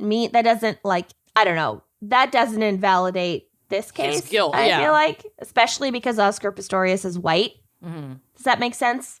Yeah. yeah. I mean, he that shouldn't have been on duty at Right. all. That detective Who's should have been awaiting these working. fucking charges? That's true. It's all Yes. fishy. Right. So Botha was replaced as lead detective and the trial was briefly paused. When it resumed, much of the defense centered around an affidavit that Pistorius presented to the court in which he laid out, again, his version of events. In this, he's emphasizing his fear, his vulnerability. He mentioned that he was too scared to switch a light on in the house, Okay. which, well, like, then. okay, but, like, you have a gun. Mm-hmm. Like, I don't know. Mm-hmm. The affidavit reads in part, quote, I grabbed my 9mm pistol from underneath my bed. On my way to the bedroom, I screamed words to the effect for him or them to get out of my house, which, like, then why didn't you turn on a light if you're screaming at them? And for Riva to phone the police. It was pitch dark in the bedroom, and I thought Riva was in bed. I noticed that the bathroom window was open. I realized that the intruders were in the toilet because the toilet door was closed and I did not see anyone in the bathroom. I heard movement inside the toilet. The toilet is inside the bathroom and has a separate door. It filled me with horror and fear of an intruder or intruders being inside the toilet. Come on. I thought here they must have entered through the unprotected window. As I did not have my prosthetic legs on and felt extremely vulnerable, I knew I had to protect Riva and myself. I believe that when the intruders came out of the toilet, we would be in grave danger. I felt trapped as my bedroom door was locked and I have limited mobility on my stumps, end quote. Okay. Again, his version of events. Mm-hmm. He goes on to describe the moment when he claims to have realized that Riva was, in fact, the person behind the toilet door. Quote, when I reached the bed, I realized that Riva was not in bed. That is when it dawned on me that it could have been Riva who was in the toilet. I returned to the bathroom calling her name. I tried to open the toilet door, but it was locked. I rushed back into the bedroom and opened the sliding door, exiting onto the balcony and screamed for help. Realized that he didn't mention anything about the cricket bat in that version. Okay. The prosecution cross-examined Pistorius about his version of events for 5 days. They also called a witness, the neighbor of Pistorius, who damningly claimed to have heard a man and a woman arguing. Yeah. And, quote, blood-curdling screams shortly before the gunshots were fired. So there was an altercation. Yeah. The defense cross-examined the neighbor, asking if the screams could have been Pistorius raising his voice in distress. Like and confronting the burglar. Right. And then rolling his car 5 times. And the neighbor insisted that she had heard 2 voices in the argument.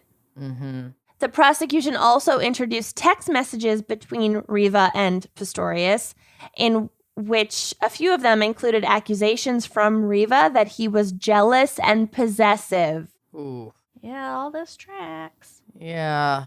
In one message, she wrote, quote, I'm scared of you sometimes, of how you snap at me. Yeah. Okay.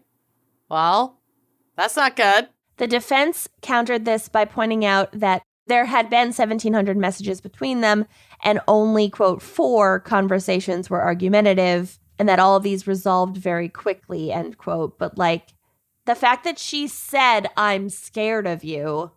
Also, I don't do most of my arguing with my husband via text message. Also, I like that I do. face-to-face combat. Also, they've only been together 3 months. And in abuse situations, usually the abuser can, like, keep up the facade for about 3 months. And then that is when that facade begins to crumble. Slip, yeah. Because they're playing a character and they can't keep it up for longer Yeah, it's not than that. sustainable. Yeah. Right. Also, there were signs of abuse in Pistorius's past relationships. So his ex-girlfriend, Samantha Taylor, had stated publicly that, quote, he used to lock her in his house with no food for hours at a time. Oh, my God. Call her parents many times a day to track her movements. And physically abuse and threaten her to the extent that she feared for her life, end quote. Nope. And those two dated for about 18 months. And so she had, like, more time to experience abuse from him. Yeah. And controlling behavior.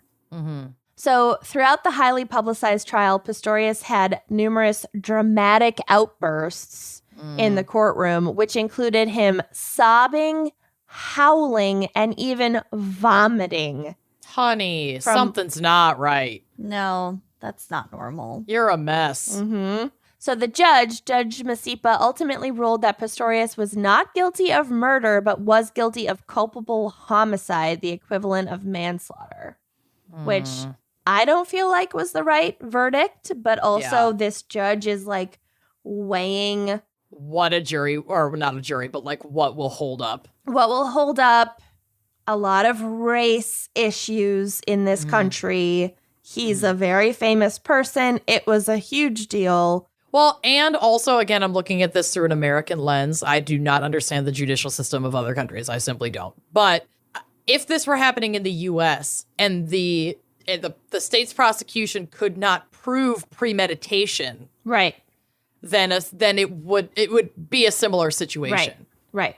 So, like, it tracks to me that would be a conscious choice in this case, Right. to make sure that this person goes away for Right. something that will stick, Right. rather than risk having Them be a set conviction free. completely overturned. Yeah, Right. because it's not going to hold up over time.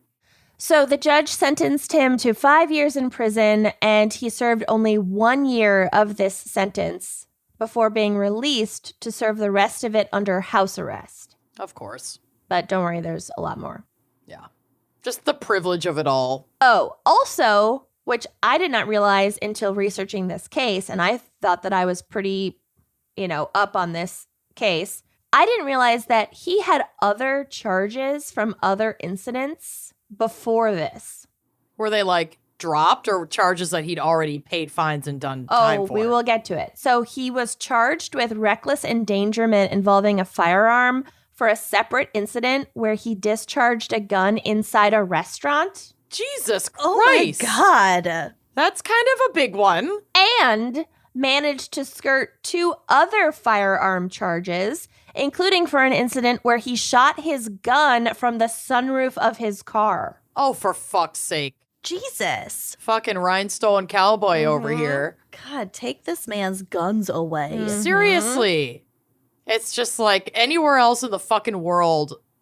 I mean, it's I don't know. It's just like the issues we deal with here exist in so many places. South and Africa and the U.S. are like very similar. Right. There and are a lot of parallels. And there's just so much rooted in racism. Like if a person of color did fucking something like that, they probably wouldn't even survive seeing their day in court necessarily. It's just fucking tragic. So the prosecution appealed and the case went back to court. This time the appeals court convicted him of murder. So the system is different in South Africa and the appeals can actually like ramp up the conviction. The charges. Okay. So it's like a retrial. Yeah. Wow. And their reasoning was that even if he did not realize that Riva was the one behind the locked door, he fired with the intention of killing whoever was inside. A person. Yep. And so that in and of itself is premeditated murder. Yeah. So then the case was sent back to Judge Masipa for sentencing. During the sentencing hearing, his defense lawyer requested that he remove his prosthetic legs in the courtroom as a fucking show pony to demonstrate his vulnerability. You know what? Okay, there's obviously a lot to be said about disabled folks with disabilities and amputees and vulnerability. Yeah. But this guy is milking that. Oh, He's yeah. It's really gross how He is absolutely... manipulating. Yes. Absolutely, yes. That's gross. Right. And it really does like fucking laugh in the face. It spit in the face of very real ableism that fucks with people's day-to-day life and especially in like application of judicial process. Yeah. So it's just all around fucking gross. Right. Exactly. There are a lot of folks with disabilities who face very real challenges when it comes to like being vulnerable, not receiving the level of care that they need, or, not being able to like advocate for themselves to receive the quality care that they require. And like, this is not that. This is him using this as an excuse. Yeah. And he's exploiting that very real existence of ableist oppression. Yep.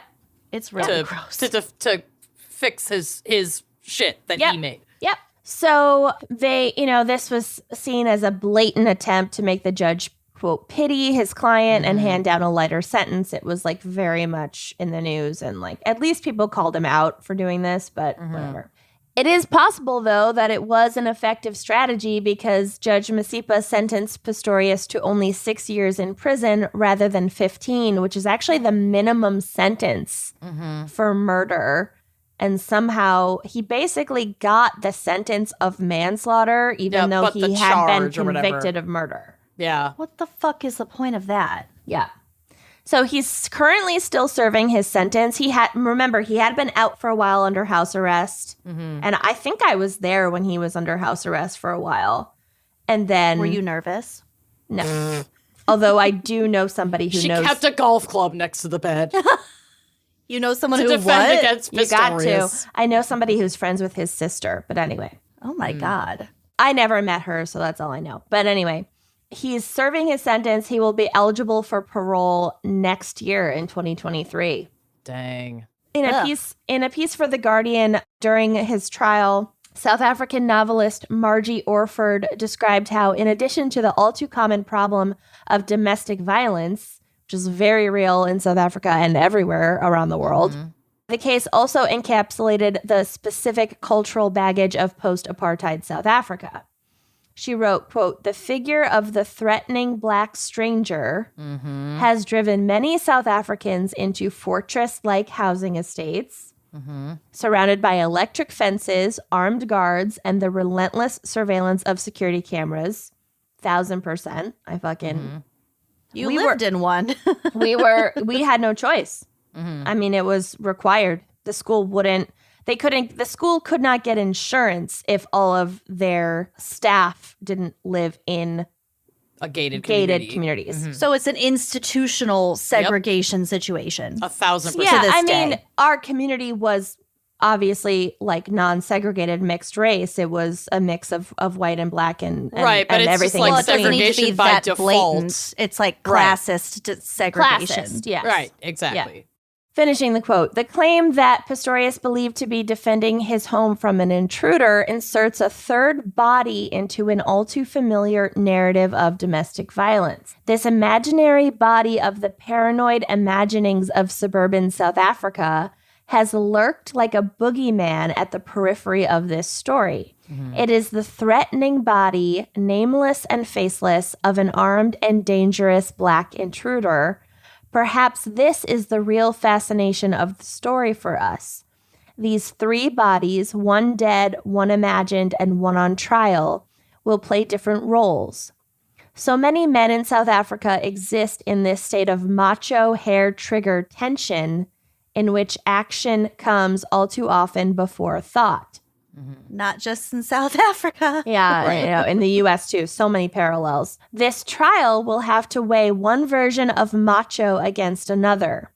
Either Steenkamp died because of Pistorius's drive for the ultimate control over a woman that comes if you kill her, or she died an innocent bystander of that other macho which has not faded in the 20 years since apartheid, where a notion of total onslaught comes from a deeply entrenched fear of the Swart Gevaar, the black peril. Swart is black and Gevaar means danger, end quote. So, I mean, that's very much true. It's like there was this like excuse, this mentality among a lot of white South Africans of like, well, there are lots of intruders. And like, there are, but at the same time, if you have enough of these like systems in place, like that's still fucking paranoia. It's still bullshit. Ugh.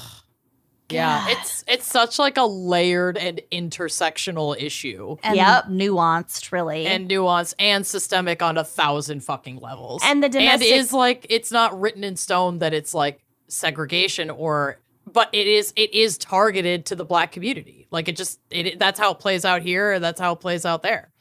Oh, absolutely. Yes. And it's a little bit different there because the demographics are so different, and like 93% of the country is black. And so, whatever. In the US, that's like not the case, but we still have those same prejudices. Yep. Yeah. It's a very interesting case, but he fucking did it. And every time people learn that I lived in South Africa, they like ask me about him, and I'm like, oh, he fucking did it. Yeah. It was domestic violence. He was an abuser. This poor woman, she was starting to pick up on the fact that he was controlling and violent, but it was also so new and so fresh. Right. That, what there's nothing more she could have done to protect herself. It was he's just a horrible, paranoid, violent man. Controlling and man. then he tapped into like manipulation and ableism and racism to defend himself. And frankly, it fucking worked. It fucking worked. Fame, white privilege, and manipulating ableism to his benefit. I knew he was a piece of shit, but I really hadn't spent time analyzing this case. And it is like so much more layered in how shitty he is than I even knew. I'm glad that our fan picker requested this case because that's and nuts. like it's the deep. fact that he's like has athletic accomplishments as a disabled person, like, okay, great, fine. That doesn't outweigh everything else he's done. And it certainly doesn't outweigh the value of this poor woman's life. No, you can lose your legs and still be a piece of shit. Yeah. I like Margie. I like Margie's paragraph at the end, though. It Very kind of ties it all interesting. together in a really concise, interesting way. Yeah. So good job. Thank you. Wow, yeah, that was great. Yeah. All right. Well, it's about to get weird, so let's take a little break for resetting and getting excited. All right. Sounds good. Style icons don't do it alone, and frankly, neither should you icon. So if you need hand-finding pieces that make you look good and feel good, then Stitch Fix has got you covered, baby. Y'all, I cannot praise Stitch Fix enough. Like, whether you need date night dresses, cozy loungewear, Stitch Fix can help refresh your look.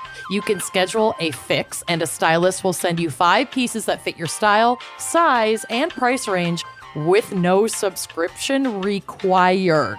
You keep what you like, you return the rest. I'm telling you right now, they send me denim that fits me. I'm wearing Stitch Fix jeans right now. Jeans that they sent me. They're so comfortable. They fit perfectly. I wear them all the time. Or if you like to shop but you don't want to endlessly browse, then you can check out Stitch Fix Freestyle. This is an online shop built just for you. It's like having your very own clothing store. So to get started, take a style quiz so Stitch Fix can learn your preferences, from your favorite colors to preferred fits and price ranges, even like just generally what kind of style you want. Like, you can have more loungewear or athletic wear items sent, or if you're like me and you become obsessed with getting jeans from Stitch Fix, they send me jeans to try on almost every box that they send because they know that I love it. They like learn about you. It's amazing. It's the easy way to get items that are just right for you from brands that you know and trust, like Madewell and Sanctuary. Oh, the good stuff. The good stuff. It's time to get looks that are so you. So us. So get started today by filling out your free style quiz at stitchfix.com/gals and take advantage of free shipping and returns. That's stitchfix.com/GALS to try Stitch Fix one more time. stitchfix.com/gals and treat your style. Treat it. If you are me, you're carrying a credit balance month after month, and it can feel like you are in a never-ending cycle of debt with no end in sight. But Upstart can help you make that final payment so you can get ahead. And sleep well at night. Yeah. Upstart is the fast and easy way to pay off your debt with a personal loan, and it's all online. So whether it's paying off credit cards, consolidating high-interest debt, or funding personal expenses, over 1 million people have used Upstart to get one fixed monthly payment with a clear payoff date. I love that. Yep. Rather than looking at credit score alone, Upstart considers other factors like your income, your current employment, and credit history to find you a smarter rate for your loan. You can check your rate without impacting your credit score in just minutes for loans between $1,000 to $50,000.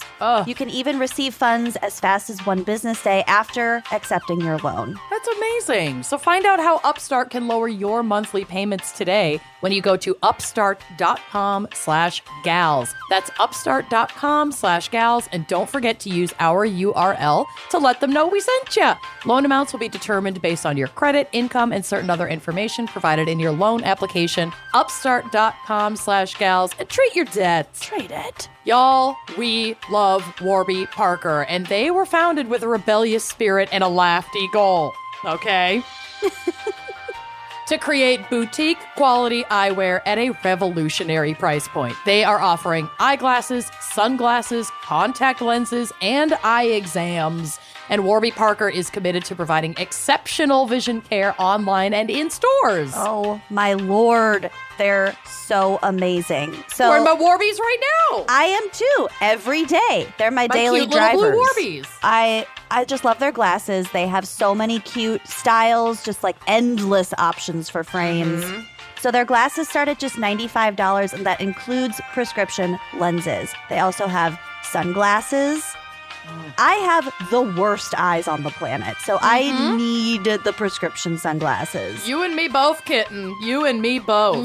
I also have a pair of their blue light lenses for those days when I'm just bouncing from screen to screen. They also have their free home try-on program, so that means you can order 5 pairs of glasses to try on at home for free for 5 days. You poll your friends, you take selfies, you send them to that group chat. You tally up who likes Yeah, who likes them better. Who hearts the most on one picture? Yes. This is literally how I have chosen the last 5 pairs of classes. Same. Is with Warby Parker and our friends for group chat. They also offer their very own daily contact lens, which is called Scout by Warby Parker. A 90-day pack is only $55. They're so comfy, they're so breathable, and obviously they're affordable.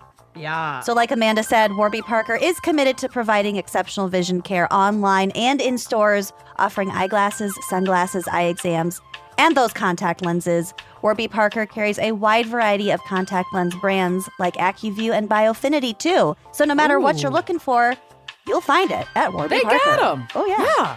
And you can save 15% on your first order of contacts. Savings are automatically applied at checkout. So visit warbyparker.com/gals to save 15% on your first order of contact lenses and treat your eyes. Trade them. Are you ready for my case? I don't know. I'm disturbed from Oscar. You Yeah, guys. I'm reeling. Okay. This is fucking... I'm you know what? I'm not going to say anything else. I'm just going to go. So This is fucking. Okay. This is fucking. In the process of Googling, quote, severed hand used to plant fingerprints at a crime scene. Nice. Oh my God. Genius. Amazing. Goog. Genius Goog for A this app. That's a lot good of goog. interesting shit's gonna pop up, as you can Good imagine. God, that's a good goog. Good God, that's a good goog. Most of what popped up was fictional crime stories or novels Yep. where this macabre method is used. Some articles popped up debunking this tactic entirely. They shrivel quick. Exactly. Yeah, you gotta Precisely. move quick. And then this strange story with fucking wild photos. We'll get to it. Yes. I I texted Lucy immediately. Was like, "You're I gonna haven't lose your looked. shit." haven't looked. I put my photos in a separate folder so that no one could peek at them, and then also gave Lucy explicit instructions not to peek. In all caps. All right, tell us when we can. So, I will. So this story graced my Goog feed, and I was hooked. So first, we have to travel both in time and space to Russia. Of course. Glad to. Specifically, Vidanya. Das Vidanya. Specifically, the Siberian city of Khabarovsk. Fucking Siberia is wild. Yeah. I want to go. So that's where we're going in March of 2018 for this case. The city is home to about 500,000 people and is located close to the Russian border with China. The Amur River runs along the city, and there is a small island on that river that is a popular fishing location for folks in Khabarovsk. It's a cold March morning, everything's still frozen, and a fisherman is making his way toward this island spot for a little bit of it's basically ice fishing, but also the river is flowing, so you can still fish in some open water. Okay. The fisherman was stopped in his tracks, however, by the gruesome sight of a single severed hand on the frozen riverbank. Ooh. Cash. Just a cash hand. Soup's Very- cash hand. Big Fargo vibes. Just a peace sign in the ground. He stopped to investigate, and maybe he was mistaken. Maybe it's a like mannequin. a this. Made you look. You're an asshole. Yeah, you get punched Don't in the do arm. that. That's a bad sign now. It is Yeah, the now, white supremacists ruined it. Yeah. They ruined No. everything. But in 2018, maybe it was still, look, you're an asshole. Maybe. Okay. So, he's maybe it's a mannequin hand. I don't know. But as we've been never taught a by mannequin Karen in hand. Georgia, it's never a Not. mannequin. The fishermen contacted police, and they promptly arrived at the scene. They gingerly bagged the single hand and then conducted a search along the riverbank. Gingerly bagged the single hand. I did not see that in my notes, but I have to imagine that's how they did it. It's a really pleasant sentence. They gingerly bagged the severed single hand. hand. Lucy missed her calling. I know, really. I know. There was too much chemistry. I know, I get it. So they bag the hand, and then they keep looking around the riverbank for additional evidence. And there they found a bag, a large bag. They opened the bag and discovered 54 severed human hands in various states of decomposition. So there were 55 total? No, 54 total single hands, 20 or 30 something, whatever half of 54 is, that's how many sets. But I mean, there's one hand 27 outside of the sets. bag and then 54 in the bag. Oh. So 55 total. No, I think there's 53 in the bag, 55 total, or 54 total.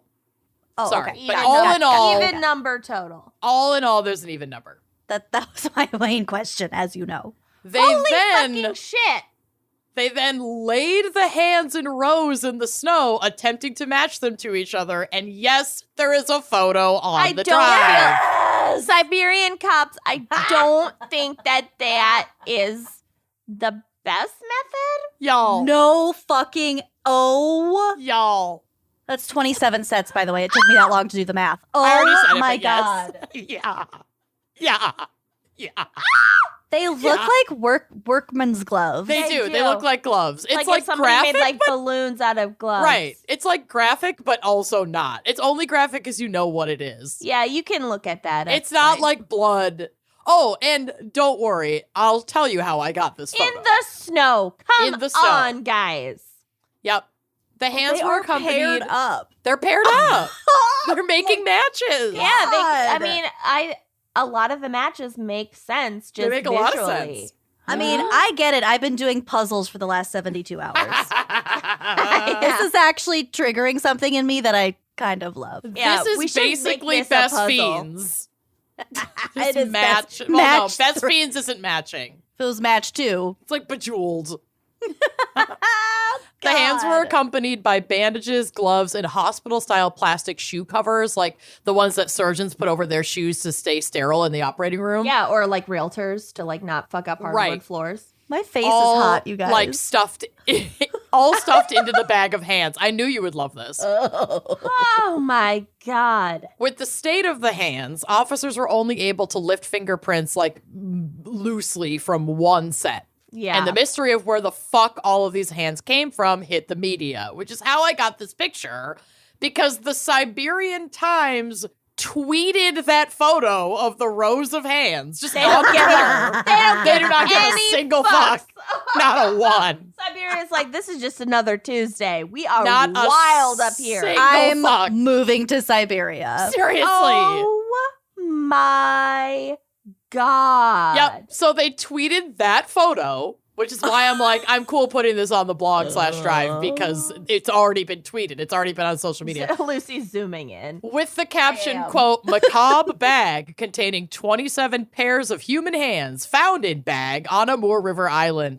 Mystery over who the hands belonged to, when they were chopped off, and why. And then all caps, graphic images. It's a lot of hands. They're It's a all lot. cut at the exact same place. Mm-hmm. Look at the pile. Look at the photo of them as a pile. pile. Yeah, those are the two pics I pulled from the tweet. And there's one hand that's like Hooked. this. Yeah, Oh my God. it's half closed. Oh. That one is like way more graphic to me than the rose. Okay, I all right. love the Tell us rose. what the fuck is happening with all these mitts. Will you Well, take this rose? Will you accept this I severed need hand? answers now. So theories abounded. No. Could this have been the work of a Christopher depraved Walken. serial killer? No. Could this be the remnants of an ancient punishment for theft? The city's proximity to China raised concerns that a Chinese mafia ring could be responsible for the amputations, or even a post-mortem plundering scenario, getting like jewelry and things out of Yes, dug-up okay. corpses. There are easier ways, guys. Some of the theories that poured in from around the world were truly bizarre and exceptionally stupid, and I will read them to you now. I went Thank through God. so many comment sections, you guys. Yeah. Oh my God, yes. Quote unquote, Doc of the United States commented in 2018, quote, if those doing research on this geographical area would take notice, these resemble parts from early Siberian peoples that once lived across the vast area now known as the Amur River Valley. Yeah, they're human hands. These indigenous people were short in stature. Also had hands. Well, it's funny you should say hands. We'll get to it. These indigenous people were short in stature and would commonly graze the lands during moderate weather patterns. Based on the photos and reconstruction efforts, it appears that most likely these are feet. End quote. These are not feet. Let me just stop you right there, Doc. Well, sometimes people say things that are so stupid, I honestly can't tell if they're trolling or not. Right. Like, is this a troll? Like, it has to be a troll. That might be a troll. These are the dimensions of these hands. Yeah. The not feet. My hands are small, I know. But they're they're not not feet. They're not They are not feet. Oh my God. Maybe that's a troll. Okay. Maybe, but I also like to... got severed hands. Oh, God. I know that people are that stupid, though, is the thing. That's true. Quote, Quincy, who claims to be an LA medical examiner, I don't know, wrote, the institution responsible for removing the fingerprints from undercover Soviet agents' hands prior to assignment abroad has suspended its operation and is retaining new staff in the desired procedure, which will remove only the fingerprints and leave the hands attached to the body in their anatomical position. Prior staff members have been reassigned. Because if you don't, it'd be pretty obvious to finger an undercover Soviet agent who has They can't no finger you hands. back. Right. Prior staff members have been reassigned new duty in the Kremlin's free vasectomy clinic and must serve 5,000 hours of non-paid labor with RUSADA with a goal of reclaiming 41 Olympic medals stripped from their country's athletes, as well as clearing the name of over 1,000 competitors who they say have been wrongly accused of doping. This was written by a bot.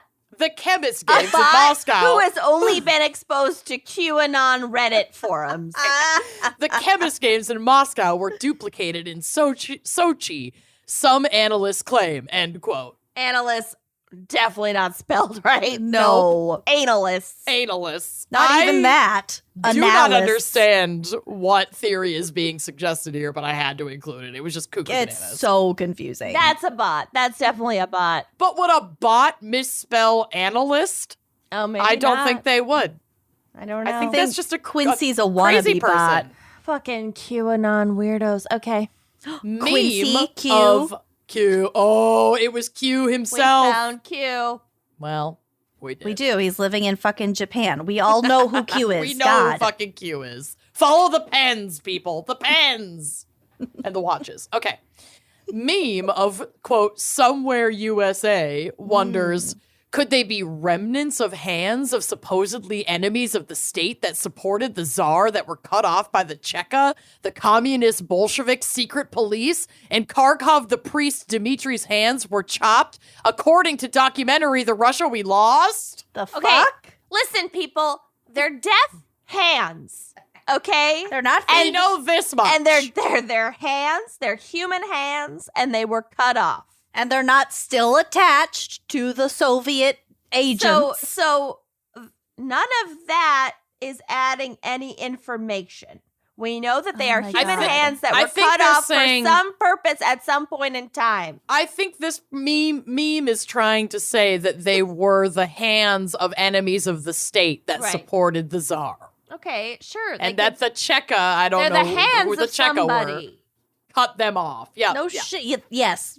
We they know are that the they're hands hands. of The- somebody. The theories are just whose hands were they Right. and who cut them off. That's and what the theories she's- should be. But Right. what I'm getting frustrated by is how many of the theories are not that. Well, right, but are she's not giving written well she's at giving all. the theory of Right. whose hands I they know. were, enemies I of the get it. state, and who cut them off.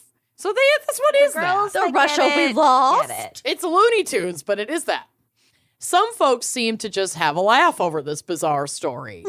John of Australia brought out his best puns with his comment, quote, that was hands down the handiest story I've ever had the pleasure of reading. I'm sure it would make a great fiction story from an imaginative soul somewhere. The 270 Fingers of Fate or similar. Yuck. So gross. That would be me. I like Totally. John of Australia. Super disrespectful. Hands down. This is the best article I've ever read. Quote, Dan of the USA thinks maybe someone wasn't able to complete their wind chime project. I'm guessing it's an over-the-hill celebrity that just wanted to hear the audience applause every time the wind blew. Oh my Sorry, God. I couldn't resist. You End could quote. resist. You Dan. could, Dan. That Yes, was all bad, Dans. Dan. That was really Yes, gross. all Dans. Yes, all Dans. And of course, there was a healthy dose of racism against the Chinese and your classic like Sharia law, xenophobia, commenting bullshit. But these are comments I'm not going to read. But none of these folks would be correct. As it turns out, the bag of hands was not criminal in nature, at least not the amputations. Okay. It is an uncommon practice, but a legal one nonetheless, for forensics labs in Russia to remove and retain the hands of unidentified corpses. This is done to maintain access to their fingerprints, even though it's not very accurate, after the body has been disposed of. So they keep the hands and will like either in case they bury. can identify them later. Right. It will either bury or cremate the rest of the remains. Would it not be better to We'll take get to it. fingerprints? We obviously, in the modern age of digital record keeping, this is obsolete, and fingerprints can be taken and recorded without having to tag and freeze sets of literal hands. Okay. There we go. But a forensic lab in Khabarovsk, I'm never going to get it right, was still using this outdated method. The medical bandages and plastic shoe covers worn in hospitals found with the severed hands confirmed that they were indeed connected to a medical facility. But with little detail about the medical process behind the severed hands, the discovery is still causing suspicion. Authorities clarified that this was no longer a homicide investigation, but rather an investigation into the criminal means of disposal of biological waste. The medical facility in question turned out to be the local medical examiner's laboratory in this city, responsible for performing autopsies and identifying bodies. And what did they do? Just Just dump a fucking garbage bag of hands in the river? I have a theory, and we'll get to it. But in a statement that I translated just using Goog, Yes. authorities said, quote, the investigating authorities in one of the channels of the Amur River within the boundaries of the city of Khabarovsk found the hands of persons on whom, as the investigators established, forensic medical examinations were carried out and measures were taken to establish information about their personalities, which I assume actually means identities, but that was just maybe a twist in the She loved the opera. Was she a Libra? Look at all these calluses. Great guitar player. Oh, love that. Definitely a bassist. These biological objects, parentheses, hands, are not of criminal origin, but disposed of in a way not prescribed by law. Currently, the investigating authorities of the Investigative Committee of the Russian Federation for the Khabarovsk territory are conducting... Yeah, I know, right? Are conducting an audit establishing all the circumstances of the incident.